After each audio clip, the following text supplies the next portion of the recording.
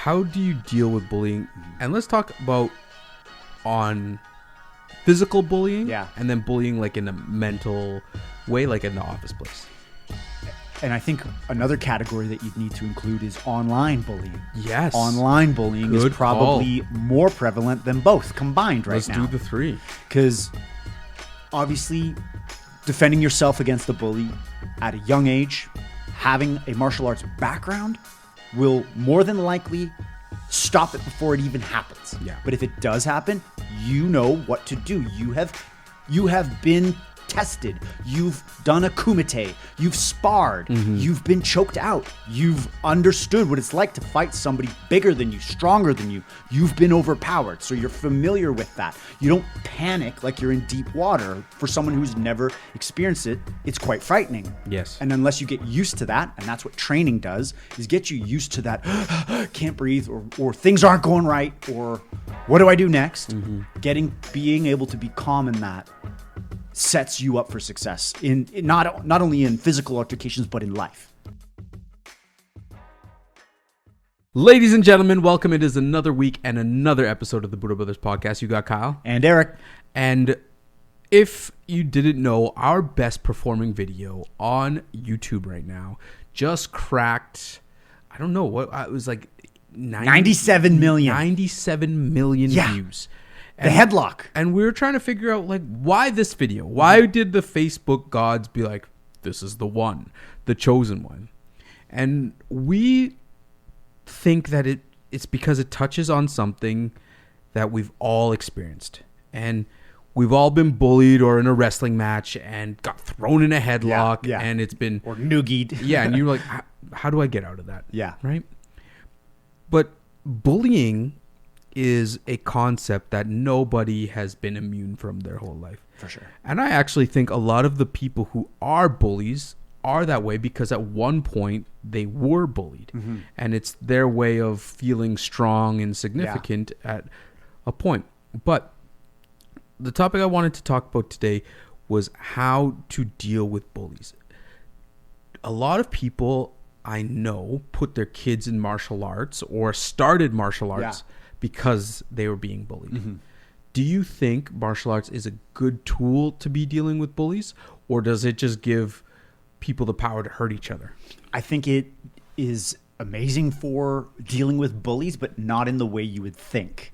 I think kids that are likely to be bullied are either insecure, there's something that makes them an easy target for somebody who's hurt themselves, like hurt people, right? Bullies can identify targets, how you hold yourself.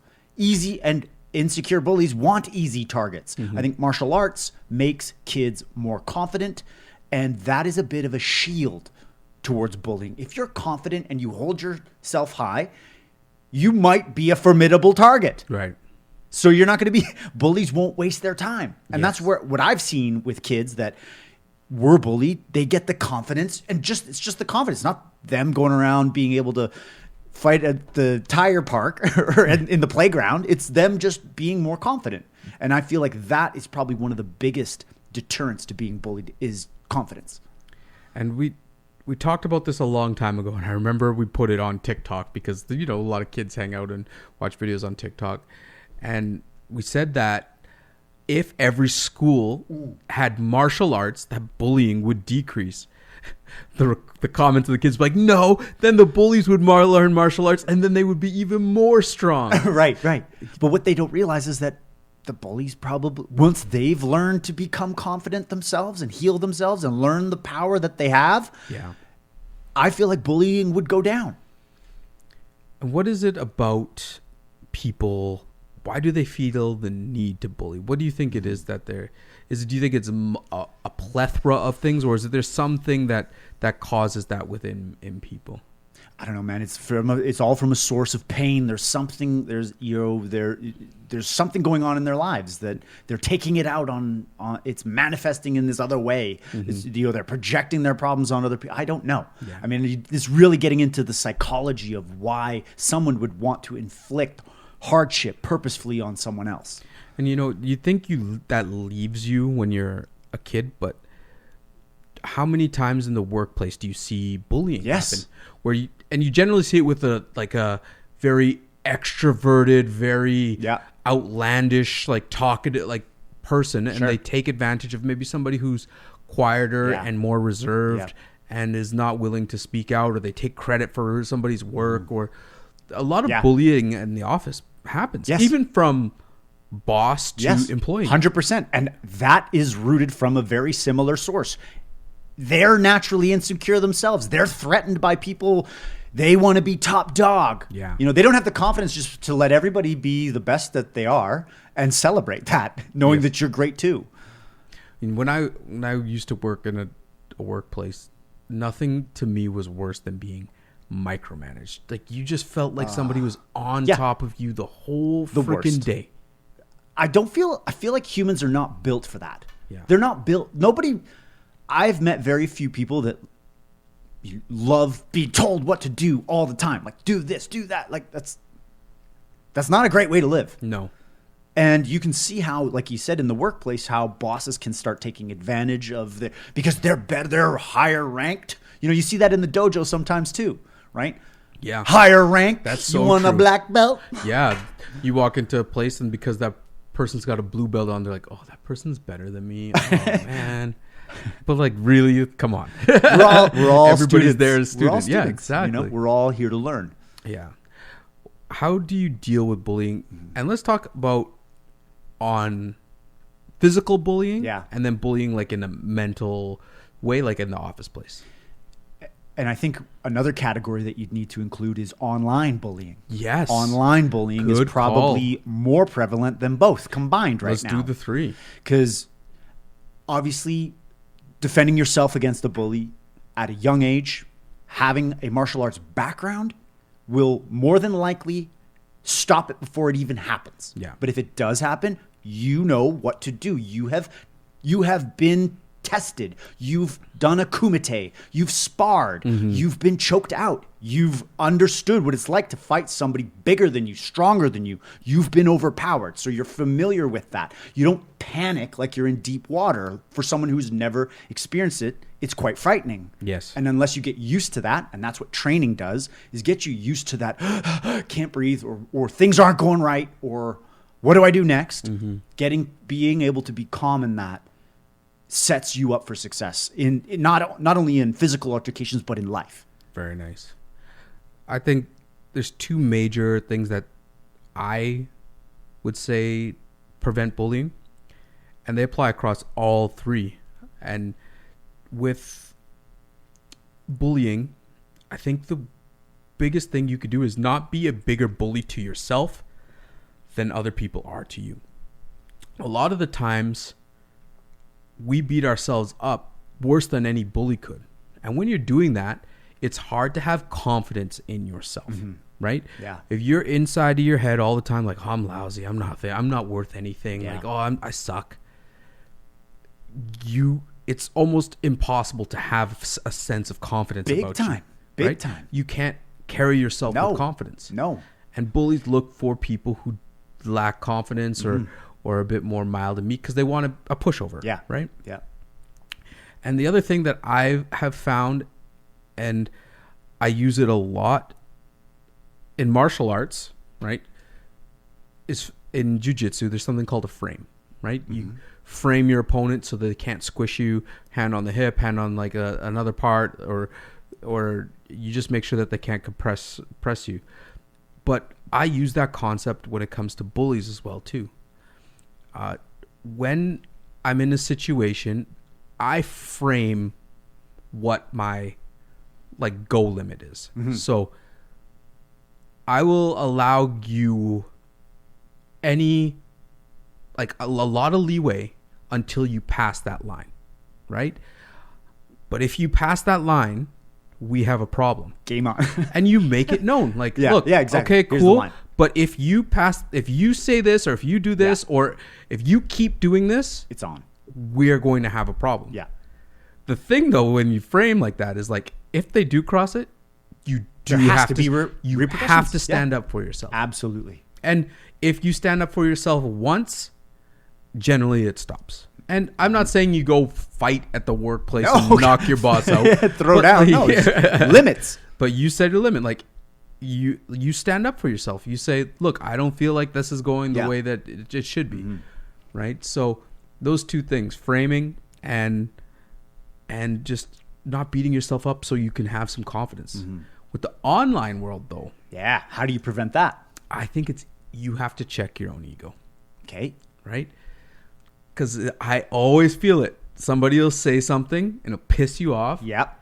And you're like, oh, I got to answer this guy back and tell Hit him him up. everything that's wrong about what they said. And like, but that is the actual opposite action that you should take. Yes. Because it's just going to start a war. And before you know it, it's 9 o'clock at night and you got that response at 6 o'clock in the morning and you've thought about it all day. Yes. It's been living in your head rent free. Yes. And it's consumed you. The energy that you could be putting towards making your life better is energy that you're exhausting to a useless output. I'll tell you the most funny battle that I kind of got into recently. Uh-oh, tell me more.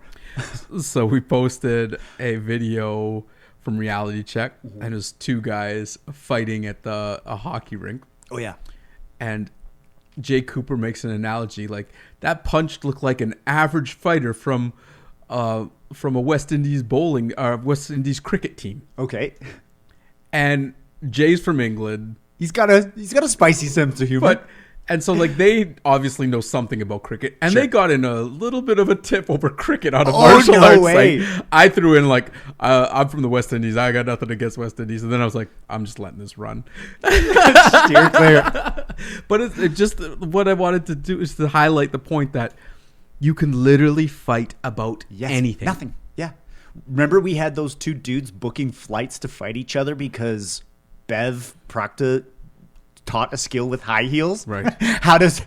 Ladies, if you're holding your shoes, the high heel could be a weapon. And there was two dudes that were just, it would never work. Yeah, it totally would. Oh yeah. And it like escalated, like 90 different replies escalated to them literally booking flights. We're just going to have a spar. We're just going to do a light spar. Little light spar. Yeah. But the two principles that I talked about apply here is because like if you have confidence in yourself and you don't let your ego, having confidence in yourself allows your ego not to get riled up, right? Like, okay, whatever. This guy doesn't affect me in the slightest. Yeah. Like, it doesn't hurt me. And then the other thing, too, is with the framing for an online space is you have to know what your limit is. Yeah. Like, we've had people who have gone over every single one of our posts and put hateful comments and derogatory things. And then you ban them. And then they go make another account just to do that, to come back and do it again, and you just have to ban them again. Yeah. And so that's the limit. Like, if that person's going to be that toxic, they could go do it somewhere else. Exactly. So, what advice would you give younger people that are going into middle school, high school, where social media becomes very prevalent and online bullying will become very prevalent? How do you handle that? And I couldn't even imagine. For me, if I was to speak to a younger person, the first thing I would say is that the online world is not as serious as the real world, right? Yeah. I know in your mind it seems like the biggest deal, but the two spaces don't, like, you can turn off your app. You can stop looking at it. Like, they're not going to jump out of the phone and hit you in the face, right? Yeah. So the first thing is just determining the seriousness of social media. That being said, though, we're coming into a different day and age, right? Your online identity means a lot. And it's a different person. It's a different character of who you are, right? Yeah. And authenticity is a big thing, right? We live by that. Yeah. And every piece of content that we put out, we try to be as authentic as possible. You got it. So we never have to put on a show. We never have to do our makeup and pose. We don't have to be this thing that everybody expects online. We're just here.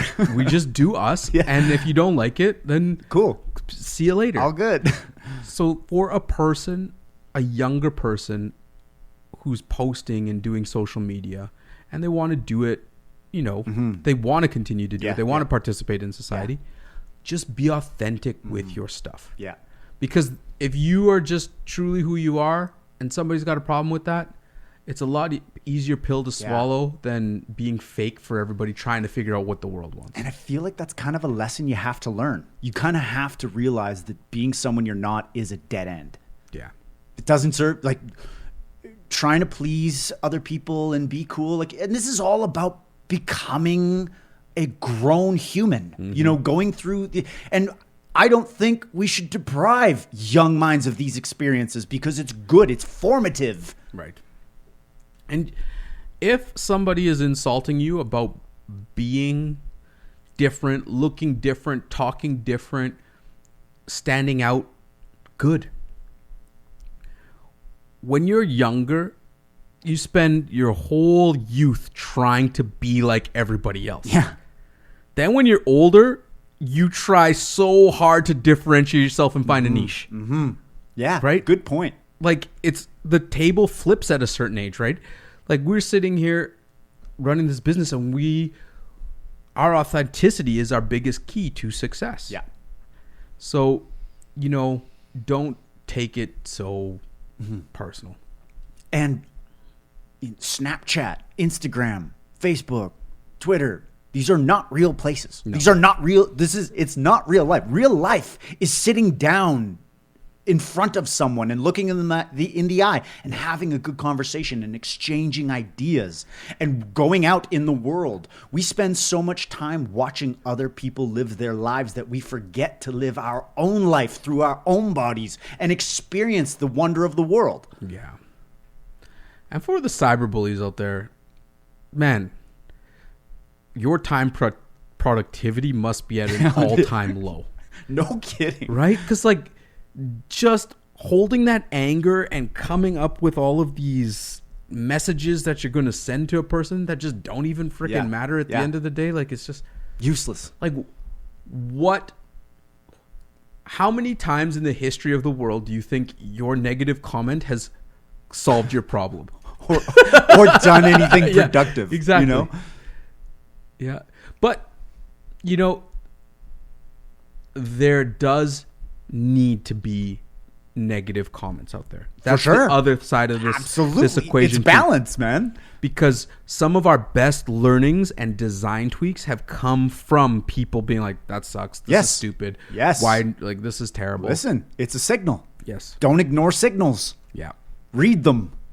I'll just call one out. Sunglasses. Sunglasses in videos. A big no-no. If you are a martial artist right now and you're going to do a video with sunglasses on, I highly recommend it. Don't recommend it. Sorry. We have tested this theory through and through. Yep. The internet hates martial artists that train in sunglasses. Protective eyewear, okay, but you cannot substitute sunglasses for protective eyewear. It's insane. Yeah. And we've thought it was just one video, we've tried it like 4 or 5 times. Yes. And it doesn't matter. And even if you are literally on a beach in Hawaii.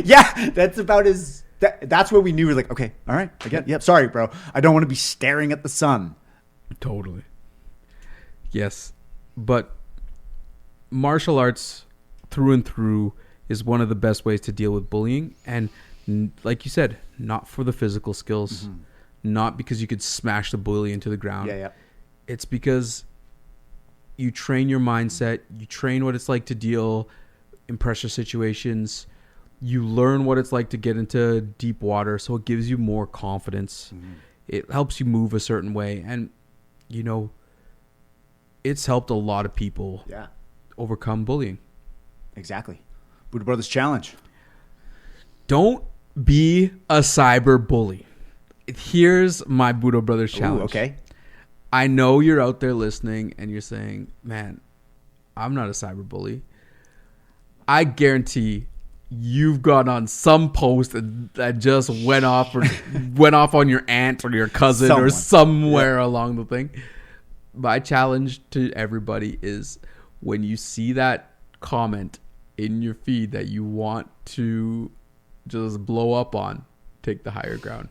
Good vibes only. Good vibes only. Work on good vibes only. Yes. Let's get back to that. Let's get back to sending out good vibes, being appreciative of each other and letting people do what they're doing. Yes. You know, is my shit comment gonna make a difference here? You do you, bro. We're doing us. And then the other half of that one, if you're a content creator, don't let anybody's comment stop you from doing what you're going to do. Because when we first started, a lot of our comments were actually ultra negative. And it deterred us. Yeah. Because we took it serious. We're like, oh, people don't like this. Man, this is maybe we are bullshit.